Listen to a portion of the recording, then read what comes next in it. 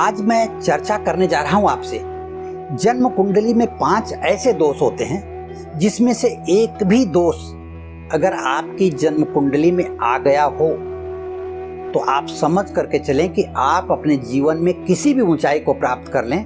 ऊंचाई की चरम सीमा प्राप्त करने से पहले ही, एक कदम पहले ही आप फिसलना शुरू हो जाते हैं और उस धरातल पर पहुंच जाते हैं जहां आपने कभी सोचा ही नहीं था और आपको समझ में ही नहीं आता कि ऐसा क्यों।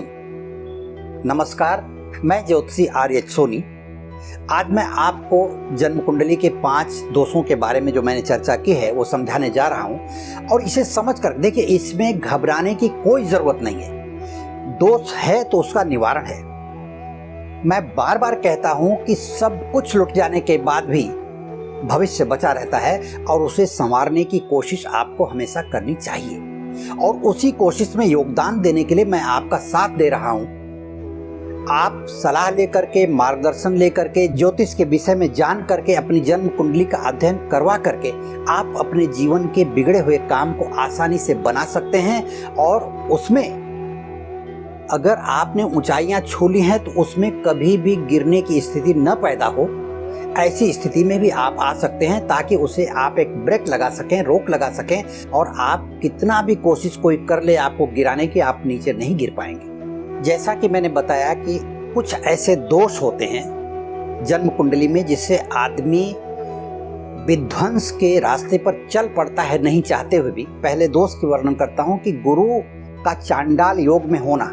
गुरु चांडाल योग में तब होता है जब वह किसी भी जन्म कुंडली के किसी भी घर में राहु के साथ बैठा हो या गोचर में भी अगर वो राहु के साथ आ जाता है तो राहु 18 महीने रहता है और 13 महीने गुरु रहता है। तो वो 13 महीने तक गुरु उसके साथ से जब तक हटता नहीं तब तक वो चांडाल योग बना करके रखता है। जीवन के बहुत अच्छे समय में भी जब ये चांडाल योग बन जाता है गुरु और राहु का, तो उस अच्छे समय में भी वो 13 महीना, 1 साल बहुत ही कष्टकारक जाता है। और अगर जन्म कुंडली के किसी भी भाव में परमानेंट जन्म से ही गुरु और राहु चांडाल योग बना हुआ है तब तो आदमी की जिंदगी में पूछना ही नहीं कि कैसी कैसी तकलीफें आती हैं, उसे क्या क्या उठाना पड़ता है मुसीबत। गुरु और राहु के एक साथ आ जाने से व्यक्ति का चरित्र कमजोर हो जाता है। सबसे पहली बात, वो उसे अपने आप पर विश्वास, उसका कोई भी फायदा उठाता है उसे अपने आप पर विश्वास ही नहीं हो पाता।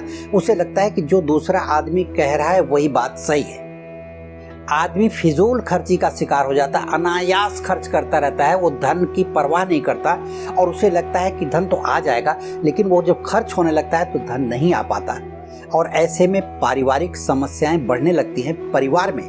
और गुरु खराब होने से अगर आदमी व्यापार करता है तो उसके व्यापार में अचानक गिरावट आने लगती है, व्यापार में नुकसान होने लगता है, व्यापार में मन नहीं लगता। नौकरी कर रहा है तो उसे ऐसा लगता है कि अब मैं नौकरी से निकाल दिया जाऊंगा या सचमुच निकाल दिया जाता है। और अन्यत्र कहीं भी नौकरी के लिए अगर आदमी भटक रहा है तो उसे नौकरी मिलती नहीं है। और इसी चांडाल योग के कारण व्यक्ति अपने भविष्य का चिंतन ही नहीं कर पाता, अपने भविष्य के बारे में कुछ सोच भी नहीं पाता। लोग उसे समझाते रहते हैं कि अरे आप बैठे हुए हो, कुछ सोचो, कुछ करने की सोचो, कुछ करो, कुछ उपाय करो या कुछ व्यापार में बदलाव लाओ या नौकरी में बदलाव लाओ। किसी भी प्रकार की बात हो, पारिवारिक हो, आर्थिक हो, मानसिक हो, सामाजिक हो, राजनीतिक हो, दुनिया में किसी भी क्षेत्र से जुड़ा हुआ आदमी जब समस्याओं से जूझ रहा हो तब इन परिस्थितियों का सामना करना पड़ता है और चाह करके भी वो अपने भविष्य का निर्णय नहीं ले पाता। और ऐसे समय में उसे ये ध्यान देना चाहिए कि हमारी जन्म कुंडली में गुरु और राहु का चांडाल योग चल रहा है और वो पूरा का पूरा आपके ऊपर प्रभावी हो रहा है। अब आते हैं हम दूसरे दोष की तरफ, जिसे पितृदोष कहते हैं। पितृदोष का मतलब होता है पूर्वजों से चला आ रहा दोष आपकी जिंदगी को जो प्रभावित कर रहा है, उस दोष को कहते हैं पितृदोष। वैसे इस दोष को तो शब्द से ही लोग जान जाते हैं कि हमारे पूर्वज अगर प्रसन्न नहीं हैं तो हमारे ऊपर पितृदोष आता ही आता है। तो पितरों के आत्मा के शांति के लिए आपने अगर कोई उपाय नहीं किया है तो उससे तो तकलीफ होती ही है। साथ ही आप जन्म कुंडली में ये देख करके पता लगा सकते हैं, अगर आपकी जन्म कुंडली में राहु के साथ सूर्य बैठा हुआ है केतु के साथ सूर्य बैठा हुआ है तो भी पितृदोष की तरफ दर्शाता है। और जिस भी व्यक्ति के जन्म कुंडली में ऐसे दोष होते हैं उसका जीवन अस्त व्यस्त हो जाता है, चाह करके भी वो तरक्की नहीं कर पाता। कभी कभी उसे ऐसा महसूस होने लगता है कि ये जीवन किसी काम का नहीं है। लोग साथ देते होते हैं तो भी आदमी को लगता है कि कोई मेरा साथ दे नहीं रहा है, क्योंकि वो आदमी खुद भी कोई काम करने को उत्सुक नहीं होता। वो जैसे एक कहावत है कि अंधे को रास्ता दिखाना और घर तक पहुंचाना, तो ऐसा आदमी एकदम चुपचाप हो जाता है, सुनसान पड़ा रहता है। उसका हाथ पकड़ करके कोई ले जाए, वहाँ तक पहुँचाए तो ही वो जाता है, नहीं तो वो दूसरों के ऊपर दोष मढ़ता रहता है ऐसा व्यक्ति। और ये दोष इतना विवश कर देता है आदमी को कि अपनी ज़िंदगी में कुछ भी करने में असहाय महसूस करने लगता है। वो ज़िंदगी में कुछ नहीं कर पाता और फिर दिन रात वो अपने बारे में सोचता रहता है और कोसता रहता है अपने पूर्वजों को कि उन्होंने कुछ मेरे लिए छोड़ा नहीं, कुछ किया नहीं, उन्होंने हमारे भविष्य के लिए कुछ नहीं किया। इस तरह की स्थितियों में आदमी की ज़िंदगी गुजरने लगती है। अगर आप ऐसी परिस्थितियों से गुजर रहे हों तो आप ये समझ करके चलें कि आपकी जन्म कुंडली में पितृदोष के लक्षण जरूर कहीं ना कहीं हैं, उसे आप समझ पाएं या न समझ पाएं। अब मैं तीसरे दोष की बात कर रहा हूं। तीसरा दोष यानी केंद्राधिपति दोष। शुभ ग्रहों की राशियां केंद्र में होती हैं तो उसके कारण लगता है। जैसे गुरु, बुध, चंद्र और शुक्र ये शुभ ग्रह माने जाते हैं। अगर इनकी राशियां केंद्र में आ जाती हैं तो केंद्राधिपति दोष से आदमी पीड़ित हो जाता है। और उसमें भी अगर गुरु और बुध की राशियां आ गई केंद्र में तो वो और भी ज़्यादा प्रभावी हो जाता है। और ऐसे में क्या होता है कि व्यक्ति अगर पढ़ाई कर रहा है या एजुकेशन के सेक्टर में है तो समझ लीजिए उसकी पढ़ाई पूरी होने में बहुत ही दिक्कत होती है। जिस विषय से उसने पढ़ाई की है, जैसे इंजीनियरिंग की है तो इंजीनियरिंग में नौकरी नहीं लगती। कहने का मतलब है कि वो जिस तरह की पढ़ाई करता है, अगर वो अध्यापक बनना चाहता है तो उसको क्लर्क की नौकरी मिलती है। मतलब ऐसी स्थिति हो जाती है कि व्यक्ति मनचाहा काम की तरफ बढ़ ही नहीं पाता। केंद्राधिपति दोष लगने का कारण ये भी होता है कि ग्रहों की स्थिति केंद्र को बहुत ही ज़्यादा प्रभावित करती है और मन और मस्तिष्क पर वो हावी हो जाती है। वो ग्रह नकारात्मक प्रभाव देने लगते हैं ज़िंदगी में। बच्चा अगर छोटा है तो आप अनुभव करें, माता पिता अनुभव करें कि उसका पढ़ाई में मन नहीं लगता। बहुत ही ज़्यादा टैलेंट होने के बावजूद बच्चा खेलने कूदने में या दोस्तों के साथ मन लगाता है, या अगर किताब लेकर के बैठेगा भी पढ़ने तो देखता रहेगा लेकिन उसका हाथ कहीं दूसरी जगह चलता रहेगा। किताब सामने रहेगी, हाथ दूसरी जगह चलेगा। कहने पर वो बोलता है कि मैं पढ़ रहा हूँ। ऐसी स्थितियाँ अगर होती हैं तो आप समझ लीजिए कि केंद्राधिपति दोष लगा हुआ है। केंद्राधिपति दोष जिस ग्रह के कारण लगा हुआ है, यदि उस ग्रह की महादशा आ जाती है या किसी भी दशा में अंतरदशा आ जाती है तो वह दोष और अधिक प्रभावी हो जाता है, परेशानियों को बढ़ाने लगता है।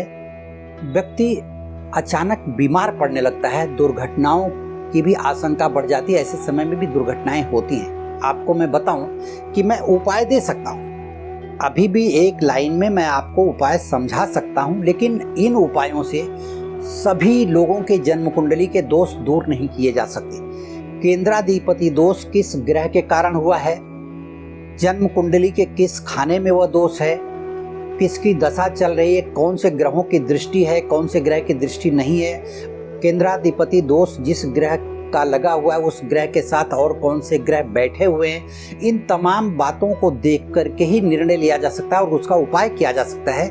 अगर मैं कोई उपाय बताता हूं तो सिर्फ एक या दो उपाय बता सकता हूं, लेकिन वो किस पर लागू होगा आप खुद स्वयं समझिए कि किसी का जन्म कहाँ हुआ है, किसी का कहाँ हुआ है, किसी का किस तारीख को हुआ है, किसी का किस समय में हुआ है। तो इस तरह से एक ही उपाय सभी लोगों के लिए लागू नहीं होता। इसलिए मैं कोई उपाय देने की बिल्कुल ही कोशिश नहीं कर रहा हूं और न उपाय दूंगा, क्योंकि वह उपाय हो सकता है आपको फायदे की जगह नुकसान पहुंचा दे। इसलिए मैं इस तरह का कोई उपाय नहीं दूंगा। अगर आपके पास आपकी जन्म कुंडली हो तो, नहीं जन्म कुंडली हो तो आप अपनी अगर परिस्थितियां बताएंगे तो उन परिस्थितियों के अनुसार देख करके आपकी स्थिति को समझा जा सकता है, बताया जा सकता है कि आपके ऊपर कौन सी दशा चल रही है या कौन से ग्रहों की स्थिति क्या है, उसका निवारण क्या किया जा सकता है। पूजा पाठ से हो सकता है, रत्न रुद्राक्ष से हो सकता है, होम हवन से हो सकता है, जप तप से हो सकता है, यंत्र से हो सकता है, मंत्र से हो सकता है, या किन चीज़ों से निवारण किया जाए उसकी अलग अलग विधियां हैं, वो आपको मैं समझा दूंगा। चौथा दोष है मंगल ग्रह का दोष। तो दोष का मतलब ये होता है कि अगर विवाह के समय किसी एक व्यक्ति की जन्म कुंडली में मंगल है और दूसरे की जन्म कुंडली में मंगल नहीं है, वो चाहे स्त्री की जन्म कुंडली में मंगल हो तो पति को अत्यधिक कष्ट भोगना पड़ता है, और अगर पुरुष की जन्म कुंडली में मंगल दोष हो तो पत्नी को अत्यधिक कष्ट भोगना पड़ता है। और ये मंगल दोष का मतलब देखिए, आपकी जन्म कुंडली में पहले, चौथे, सातवें, आठवें और 12वें घर में मंगल का होना ये मांगलिक कहलाता है। हर घर का मंगल अलग अलग दोष उत्पन्न करता है। जैसे लग्न का मंगल है तो आदमी चिड़चिड़ा हो जाएगा, क्रोधित रहता है हमेशा। चौथे घर का मंगल है तो परिवार वालों को हमेशा डांटता रहता है, उसका परिवार में मन नहीं लगता, बाहर बहुत खुश रहेगा, घर में आते ही वो विवाद पैदा कर देता है। सातवें घर का मंगल पति या पत्नी को कष्ट देता रहता है, और यही मंगल वैधव्य योग भी पैदा करवाता है, स्त्रियों को विधवा बनाता है और पुरुषों को भी उसकी स्त्री से अलगाव पैदा करता है। किसी दुर्घटना का शिकार हो जाएगा या किसी कारण बस अलग हो जाते हैं दोनों पति पत्नी। मृत्यु ही नहीं, अलग होना भी एक बहुत बड़ा कारण है। आठवें घर में है तो बार बार दुर्घटना का होना विपरीत। अगर स्त्री की कुंडली में तो पुरुष को दुर्घटना का शिकार होना पड़ेगा, बीमारी का शिकार होना पड़ेगा, और अगर पुरुष की कुंडली में है तो स्त्री बार बार बीमार रहेगी या दुर्घटनाग्रस्त होती रहेगी। और 12वें घर में है तो अनायास कर्ज के बोझ तले परिवार दबता चला जाता है। हमेशा नया काम करने के लिए उसे कर्ज लेकर के ही करना पड़ता है। चाहे जिसकी भी कुंडली हो, चाहे जो भी व्यक्ति हमारी बात सुन रहे हो, आपकी जन्म कुंडली में मैं नहीं देख रहा हूं, लेकिन आप अनुभव करें, जन्म कुंडली उठाने से पहले अपने जीवन के बारे में अनुभव करें कि अगर इस तरह की परिस्थितियों से आप गुजर रहे हैं तो आपकी जन्म कुंडली मंगल दोष से प्रभावित है। इसलिए आपको चाहिए कि मंगल दोष का निवारण करके, जैसा कि मैंने पहले भी कहा है कि किसी भी दोष के निवारण के लिए उपाय दिया जा सकता है, लेकिन वह उपाय ऐसे नहीं दिया जा सकता कि आपकी जन्म कुंडली में मंगल कहाँ बैठा है, किस ग्रह के साथ बैठा है, तो उसका उपाय आपकी जन्म कुंडली को देखकर या आपसे बातचीत करके ही उसका दिया जा सकता है कि आप अपनी परिस्थितियों को मुझे बताएं कि हमारी परिस्थितियां इस तरह की हैं, यह किस दोष के कारण हो रहा है। तो उस दोष का निवारण उसे देख करके बताया जा सकता है और उसका हल है। क्योंकि फिर मैं कह रहा हूँ, बार बार कहता हूँ कि सब कुछ लुट जाने के बाद भी भविष्य बचा रहता है। 5वें दोष की बात करूं, जिसे कहते हैं काल सर्प योग दोष। वैसे काल सर्प योग का नाम सुनकर के ही लोग घबराने लगते हैं, क्योंकि यह दोष है भी वैसा। आदमी की जिंदगी को तहस नहस करके रख देता है। अत्यधिक परिश्रम का फल न मिलना, पढ़ाई में सफलता न मिलना, पति पत्नी का सुख नहीं मिलना। किसी भी एक की कुंडली में है, पति की कुंडली में है, पत्नी की कुंडली में है, एक तो विवाह देर से होता है, विवाह हो जाते तो अपने मन मुताबिक रिश्ते नहीं मिलते। स्त्री है तो अच्छा पुरुष नहीं मिलता, पुरुष है तो उसको अच्छी स्त्री नहीं मिलती। देर से संतान होती है और जल्दी हो भी गई, अच्छी हो गई, तो बाद में वो धीरे धीरे संतान नकारा निकल जाती है, जिसको हम अपने शब्दों में आवारा कह सकते हैं। माँ बाप की बात नहीं मानना। तो ये परेशानियां जो काल सर्प योग के कारण होती हैं, यह आदमी को बहुत ही अत्यधिक तकलीफ देती हैं। काल सर्प योग का मतलब होता है कि जब सातों ग्रह राहु और केतु की एक तरफ आ जाते हैं तो काल सर्प योग कहलाता है। ऐसी परिस्थितियों में व्यक्ति के जीवन में अनेकों प्रकार की कठिनाइयां आती हैं।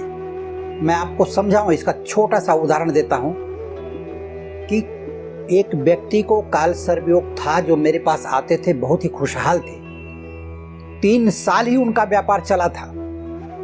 3 साल में ऐसा लगा था कि उन्होंने करोड़ों करोड़ रुपया बना लिए हैं, लेकिन 3 साल के बाद अचानक क्या हुआ, जैसे शॉर्ट सर्किट हो और पूरा मकान जल जाए, राख हो जाए, उस तरह से उनकी जिंदगी में ऐसा बड़ा विध्वंस आया कि उनकी जिंदगी दूभर हो गई, कर्ज हो गया।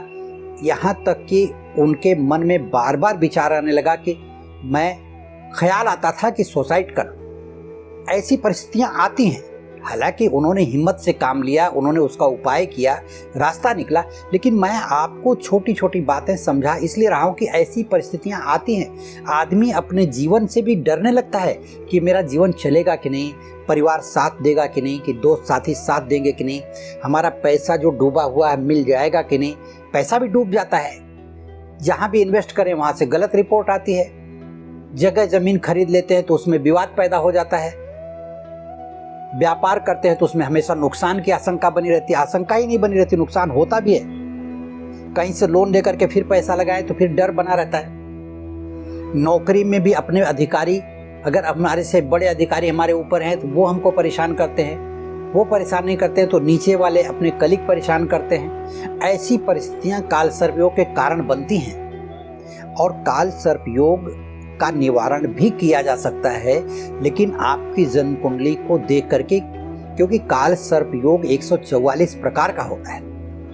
कौन सा काल सर्प योग आपकी जन्म कुंडली में है, आपको किस प्रकार का कष्ट दे रहा है, पैसे का इंतजाम नहीं हो रहा है, नया मकान नहीं बन रहा है, गाड़ी लेने का इरादा है तो गाड़ी नहीं, और गाड़ी ले भी लिया है आपने तो बार बार दुर्घटना का शिकार हो जाया करती है गाड़ी।